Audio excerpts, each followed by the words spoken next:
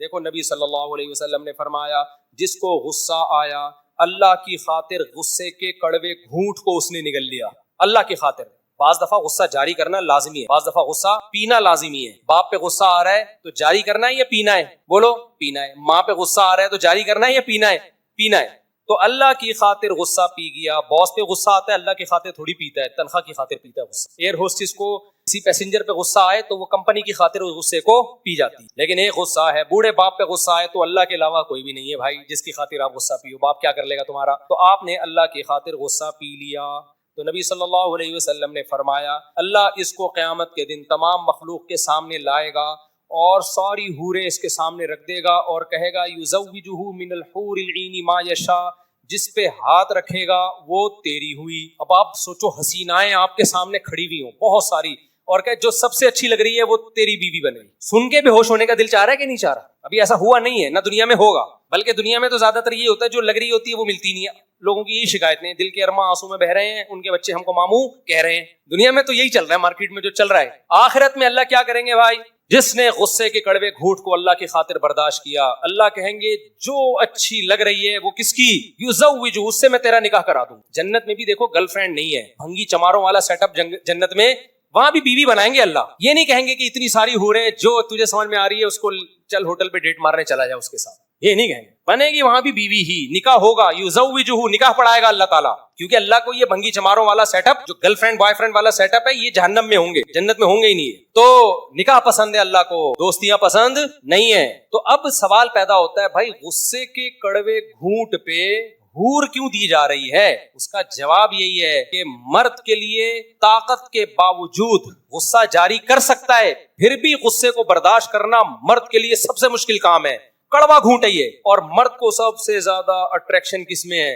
حسن پہ مرتا ہے سب سے، تبھی بڑے بڑے اچھے اچھے لوگ یہاں کے کیا ہو جاتے ہیں؟ ناکام۔ دیکھا ہے ہم نے عورت کے فتنے میں آ کے بڑے بڑے لوگوں کی پگڑیاں اچھل گئی ہیں، بہت بڑے بڑے لوگ زمین پہ ذلیل ہو گئے ہیں۔ دنیا میں سب سے پہلا قتل اس چکر میں ہوا ہے۔ نوجوان کہتے ہیں نا بد نظری نہیں چھوٹتی، بھائی حسن پرستی نہیں چھوٹتی۔ تو مرد کے لیے سب سے اٹریکٹیو کیا چیز ہے؟ عورت ہے، حسن پہ پاگل ہو جاتا ہے۔ تو اللہ نے کہا کہ جو، اور مرد کے لیے غصے کے وقت اپنے آپ کو برداشت کرنا بھی کیا ہے؟ کمزور پہ، حدیث کے الفاظ ہیں غصہ جاری کر سکتا تھا پھر بھی نہیں کیا، باس پہ غصہ جاری کر نہیں سکتے، دوست پہ غصہ جاری کر نہیں سکتے، کیونکہ ایک پنچ لگایا آگے سے وہ بھی کیا لگائے گا؟ ایک پنچ۔ بات ہو رہی ہے جس کمزور پہ جاری کر سکتے ہو، اللہ کے لیے پی جاتے ہو اس کو نہیں کر، وہاں کڑوا بہت مشکل ہوتا ہے اس کڑوے گھونٹ کو نگلنا۔ تو اللہ کہتا ہے تو نے مجھے یاد رکھا، تو نے وہ کام کیا جو تیری نیچر کے بالکل خلاف تھا، تو میں تجھے وہ دوں گا جو تیری نیچر کے بالکل مطابق۔ سمجھتے ہو بات کو؟ مرد پھسل جاتا ہے عورت کے حسن کو دیکھ کے نا، بہت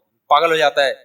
تو اللہ نے کہا کہ اتنی تو حوریں اتنی حسین ہوں گی، پھر ان میں اللہ پاکستانی کہے گا ساری دے دے، اللہ کہے گا ان میں سے جو، بھائی 70 تو سب کو تھوڑی 70 ملیں گی، 70 تو شہداء کے بارے میں آتا ہے، حضرت ہم جیسوں کو ایک آدھ بھی مل جائے نا اللہ کا شکر ادا کرے، ہو سکتا ہے اللہ میں بھی 70 دے دے۔ کیا خیال ہے بھائی؟ تو مانگنی تو اللہ سے اوپر کی جنت ہی چاہیے نا، لیکن 70 کا ہر ایک کے لیے نہیں ہے کہ ہر ایک کو 70 ملے۔ تو میرے علم میں کوئی ایسی حدیث نہیں ہے، باقی اللہ کی رحمت ہے، 70 دے دے، 140 دے، میں تو کہہ رہا ہوں 250 300 ہو جائیں تو میرا خیال زیادہ مناسب رہے گا۔ کیا خیال؟ لیکن آپ کو ڈیزائن چینج کرنا پڑے گا۔ جی کیا کہہ رہے ہیں؟ بالکل ایسا۔ اچھا خیر، تو وہ تو اللہ کی مرضی ہے، وہ تو شہداء کے لیے اللہ نے 70 حوریں رکھی ہیں جو بڑی قربانیاں دیتے ہیں، لیکن بہرحال اللہ ہم جیسے نالائقوں کو بھی دے دے تو بڑی بات ہے۔ لیکن اتنی بات ضرور ہے کہ ایک دفعہ غصے کا گھونٹ پی لیا اللہ کے لیے تو اللہ کہے گا اس کے سلے میں کم سے کم ایک حور تو تیری مرضی کی تجھے ملے گی۔ میرے بھائی پسند کی ایک بھی شادی ہو جائے نا پاگل ہو جاتا ہے آدمی، سمجھتے ہو؟ تم اللہ کی خاطر غصے کے کڑوے گھونٹ کو پی لو اور تمہیں پسند کی محبوبہ مل جائے دنیا میں، تو اس کے لیے تم ہر وقت کڑوا گھونٹ پیتے رہو، تو آخرت میں اللہ کے وعدوں پہ کیوں یقین نہیں آ رہا؟ تو اللہ کہے گا آخرت تو غیب کی چیز ہے، تو وہ ایک بھی مل جائے بہت ہے، اس لیے غصوں پہ کنٹرول کرنا سیکھو، کنٹرول، سمجھتے ہو؟ جاری کرو جہاں جاری کرنا مفید ہے، جہاں جاری کرنا مفید نہیں ہے وہاں برداشت کرنا سیکھو، اور جب مجبوری ہوتی ہے نا سب برداشت کر۔ بڑے بڑے لوگ ہم نے دیکھے غصے میں پاگل ہونے والے، باس کے سامنے غصہ آ رہا ہے، ذرا بھی پاگل باپ کے سامنے آتا ہے تو ایسے چنگیز خان بن جاتے ہیں۔ اور باپ کا جو حکم ہے شریعت میں، دادا دادی نانا نانی کا بھی یہی حکم ہے، ان بوڑھوں کے سامنے آپ کو غصہ جاری کرنے کی اجازت نہیں ہے، استاذوں کے سامنے، بزرگوں کے سامنے مت کرو جاری، کو اپنا بڑا بناؤ۔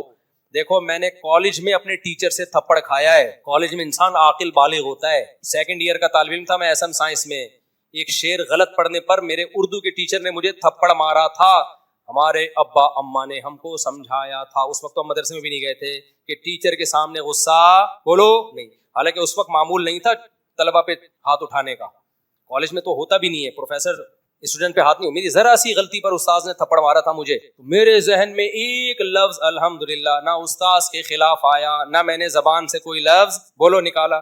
شاید کسی دوسرے طالب علم کو مارتے وہ آگے سے جواب دیتا. آج کل ایسا ہی سسٹم چل. تم کون ہوتے ہاتھ اٹھانے والے؟ ہم نے سنا ہوا تھا بھائی ٹیچر اگر ہاتھ اٹھاتا ہے تو بڑوں کے سامنے زبان درازی نہیں کرتے, چپ. ٹھیک ہے بھائی, اب انہوں نے غلط کیا صحیح کیا یہ ان کا ہیڈ ایک ہے, یہ ہمارا ہیڈ ایک نہیں ہے. ہمارا ہیڈ ایک یہ ہے کہ ہم آگے سے رسپانس کیا کرتے ہیں. باقاعدہ یونیفارم میں بیٹھا ہوا تھا. ایک تو کالج جانا ہی بہت کم ہوتا تھا, کراچی میں کالج کون جاتا ہے, اور ہم جو کالج جاتے تھے بڑا الگ اسٹائل ہوتا تھا. ہم جب کالج جاتے تھے جو ہمارے کلاس فیلو, راستے میں کوئی گولے گنڈے والا نہیں چھوڑتے تھے ہم, کوئی خربوزے والا نہیں چھوڑتے تھے ہم, کوئی گنے کا رس ہم نہیں چھوڑتے تھے. یہ سارے ٹرائی کرتے کرتے کرتے کرتے کالج میں آدھا گھنٹہ لیٹ پہنچ رہے ہوتے تھے, اور احتیاطاً کلاس ختم ہونے سے آدھا گھنٹہ پہلے اٹھ کے آ جاتے تھے, کیونکہ جوڑیا بازار میں ایک ٹھیلے کی بریانی کھانی ہوتی تھی. ہم لوگوں نے بڑی خاندانی, ابھی بھی سنا بکتی ہے, بڑا مزہ آتا تھا, تو تھوڑا انجوائے بھی کرتے تھے. کالج جا رہے ہو اور پھر کلاس میں تمیز سے بیٹھے ہو تو استاذ کو چاہیے آپ کو اور پروموٹ کرے, اپریشیٹ کرے. یار اس ماحول میں یہ بچہ آ کے بیٹھا ہوا ہے اردو کی کلاس, لیکن استاذ نے ہمیں کسی بات پہ لگا دیا. اس بات پہ نہیں لگا گولا گھنٹہ کھا کے کیوں آیا, کیونکہ ان کی کلاس میں بیٹھا ہوا, وہ کوئی شعر میں نے غلط پڑھ لیا تھا, تھپڑ لگا دیا انہوں نے. تو ہم نے تو اللہ کا شکر ہے کچھ بھی نہ ذہن میں آیا, نہ ان کے خلاف منفی جذبات پیدا ہوئے. بھائی بڑے ہیں یار, تھپڑ لگا دیا. ویسے بھی یار بڑی عمر کا آدمی بھی لگا دے تو بھی چلتا ہے مارکیٹ میں, کیا خیال ہے؟ ٹیچر نہ بھی ہو, بوڑھا ہے بزرگ ہے, یہ بھی کافی ہے. تو اب مسئلہ یہ ہے کہ اللہ میاں کیا کہتے ہیں بھائی, غصے کے کڑوے گھونٹ کو پینے پر کیا ملے گا؟ ہو سکتا ہے وہ تھپڑ پہ شادیاں ہو گئی ہیں. کیا ہے اللہ نے کہا ہور ہور تو بعد میں, فی الحال تیری شادیاں کراتے ہیں. تو نے کیا کیا ہے؟ ہم نے اور بھی ٹیچروں سے تھپڑ بھی, ابا سے بھی کھائے, اما سے بھی چانٹے کھائے. اللہ کا بڑا, تبھی ہم الحمدللہ نارمل ہیں. جو بچے ابا اما سے پٹتے, کبھی بھی پٹے نہیں ہے نا, وہ نارمل. مارنا ٹھیک نہیں ہے, بچوں کو بڑے بڑے درندوں کی طرح کوٹ رہے ہوتے ہیں نا, یہ خود گدھے ہوتے ہیں جو اس طرح کی حرکتیں کر رہے ہوتے ہیں. کبھی کبھار واجب التھپڑ ہیں بچے. ایک تو ہوتا ہے نا واجب القتل, فتوے ہوتے ہیں نا یہ فلاں واجب القتل, تو ہر بچہ باپ سے واجب التھپڑ ہوتا ہے کبھی کبھار. کبھی کبھار کوئی غلطی کرے بلا وجہ نہ, تو اس سے بچے کے سافٹ ویئر کیا رہتے ہیں بھائی, اپ ڈیٹ, بالکل فٹ رہتا ہے, اس کا امیون سسٹم بھی ڈیولپ ہوتا رہتا ہے. ورنہ بالکل برگر کی طرح, چھوئی موئی کی طرح اس کو بنا دیا, کسی کام کا نہیں رہتا. شادی تو سوال ہی پیدا نہیں ہوتا کہ وہ اپنی ذمہ داری پہ کر سکے. ایسا برگر فیملی بن جاتا ہے کہ جب اس کو کوئی رشتہ بتایا جائے تو کہتے ہیں امی سے پوچھ کے بتاؤں گا. ہمارے دوست ایسے بھی ہیں 35 سال کے ہو گئے, کم وقتوں کی شادی نہیں ہو رہی. میں نے کہا بھائی شادی کیوں نہیں کرتے؟ کہہ رہی امی ابھی راضی نہیں ہے, امی سے پوچھ کے بتاؤں گا. ایسا ہی ایک بندہ تھا, اس کا میں نے کہیں پیغام بھجوا دیا, اس کی امی سے پوچھ کے. لڑکی والوں کے سامنے جب وہ امی سے پوچھ کے آیا ہے نا, بیٹھا ہے, تو لڑکی والوں نے کہا کیسے رکھو گے بیگم کو؟ اس نے کہا بھائی میری امی سب فیصلہ کریں گی, امی سے پوچھ کے بتاؤں گا. انہوں کو اندازہ ہو گیا کہ اس گھر میں ساس نے بہو کا کچومڑ نکالنا ہے. جب ساس بہو پہ ظلم کرے گی, یہ کس سے پوچھے گا؟ امی سے پوچھے گا. جس آدمی میں ڈیسیژن پاور ہی نہ ہو, ٹھیک ہے, امی کی خدمت کرے. ہر چیز امی سے پوچھ کے تھوڑی ہوتی ہے, چیزیں امی کو بتانے کی بھی ہوتی ہیں. امی یہ اب آپ کا مسئلہ نہیں ہے, یہ میرا مسئلہ ہے. فائنلی آپ تھوڑا سا ڈیسیژن پاور ہی نہیں ہے, ہر چیز امی سے. جب چھوٹا تھا تو ٹھیک ہے امی سے پوچھ کے کھا رہا تھا, اب تو کچھ کام خود بھی تو کر لے. امی کی خدمت بھی امی سے پوچھ کے نہیں کر رہا, بغیر پوچھے کر امی کی خدمت, ورنہ امی سے خدمت میں بھی امی سے پوچھے گا وہ.